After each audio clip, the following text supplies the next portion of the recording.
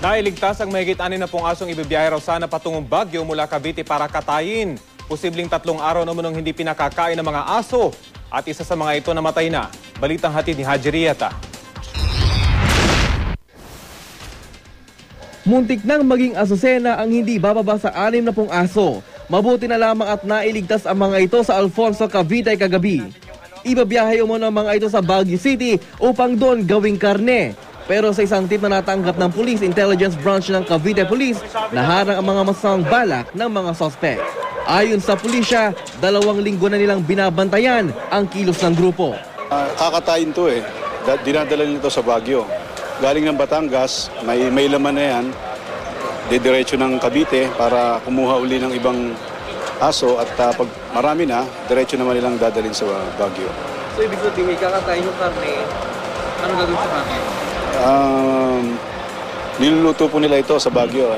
Ito ay paboritong pagkain sa Baguio. Nasa 150 pesos hanggang 300 pesos ang bentahan kada isang aso.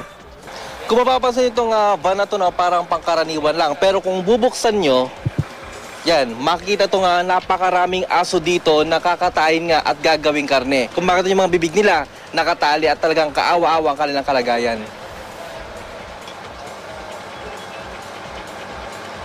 Posibleng 2 hanggang 3 araw nang hindi pinapakain ng mga aso.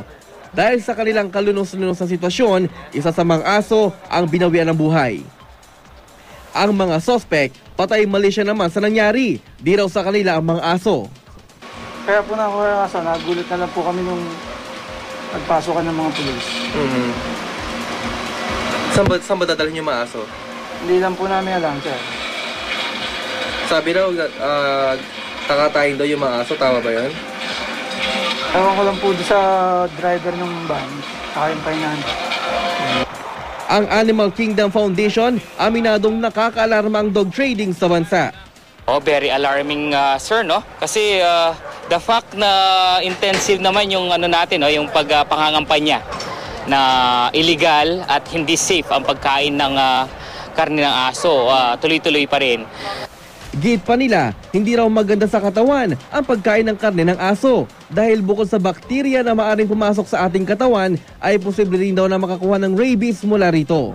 So, sa mga mga nag-aalaga ng aso, maging responsable naman sana tayo, no? Hindi ang mga alaga nating aso, huwag nating hayaang gumagala. At of course, huwag nating ibenta sa mga illegal dog trader.